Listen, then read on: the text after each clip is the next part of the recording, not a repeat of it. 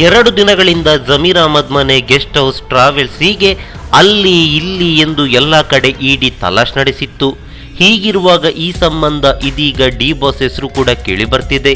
ಹಾಗೆಂದ ಮಾತ್ರಕ್ಕೆ ಇದು ಇಡಿಯಿಂದ ಬಂದಿರುವ ಮಾಹಿತಿಯ ಅಂದರೆ ಖಂಡಿತವಾಗಿಯೂ ಅಲ್ಲ. ಮಾಧ್ಯಮಗಳ ಸೃಷ್ಟಿಯಿಂದ ಬರ್ತಿರೋ ಮಾಹಿತಿ ಇದು.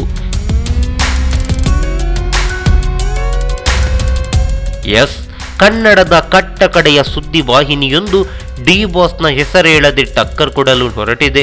ಇತ್ತೀಚೆಗೆ ಜಮೀರ್ ಮನೆಯಲ್ಲಿ ಬರ್ತ್ಡೇ ಪಾರ್ಟಿ ನಡೆದಿತ್ತು.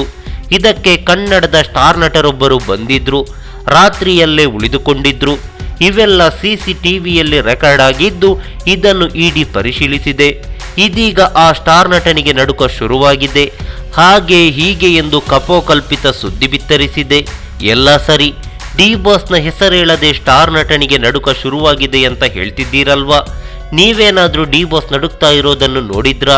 ಹಾಗೇನಾದ್ರೂ ಡಿ ಬಾಸ್ಗೆ ಭಯವಾಗ್ತಿದ್ರೆ ಇಷ್ಟೊತ್ತಿಗಾಗಲೇ ಅವರನ್ನು ಇಡಿ ವಿಚಾರಣೆಗೆ ಕರೀತಾ ಇದ್ರು. ಆದರೆ ಡಿ ಬಾಸ್ ನಿನ್ನೆಯಷ್ಟೇ ಆತ್ಮೀಯರ ಮನೆಗೆ ತೆರಳಿ ಅವರ ಕುಟುಂಬದವರ ಜೊತೆ ಫೋಟೋವನ್ನು ತೆಗೆಸಿ ಕೂಲಾಗಿದ್ರು.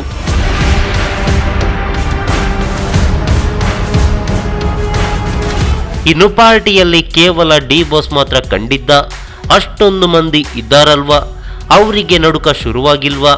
ಅದ್ಯಾವುದನ್ನು ಇನ್ಯಾವುದಕ್ಕೋ ಜೋಡಿಸಿ ಕಪೋಕಲ್ಪಿತವಾಗಿ ಸುದ್ದಿ ಪ್ರಕಟಿಸುವ ಮುನ್ನ ಸ್ವಲ್ಪ ಯೋಚಿಸಿ, ಆಮೇಲೆ ಸುದ್ದಿ ಪ್ರಕಟಿಸಿ, ಹಾಗೆ ಬಿತ್ತರಿಸಿ. ಎಲ್ಲವನ್ನು ನಂಬುವಷ್ಟು ಮೂರ್ಖರಲ್ಲ ನಮ್ಮ ಜನ. ನಮಸ್ಕಾರ.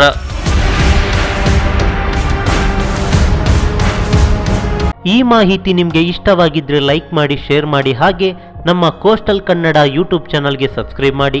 ನಮ್ಮ ಹೆಚ್ಚಿನ ಅಪ್ಡೇಟ್ಸ್ಗಳಿಗಾಗಿ ಕೋಸ್ಟಲ್ ನೆಟ್ವರ್ಕ್ ಇನ್ಸ್ಟಾಗ್ರಾಮ್ ಪೇಜ್ ಹಾಗೆ ಫೇಸ್ಬುಕ್ ಪೇಜ್ಗೆ ವಿಸಿಟ್ ಮಾಡಿ. ಧನ್ಯವಾದಗಳು.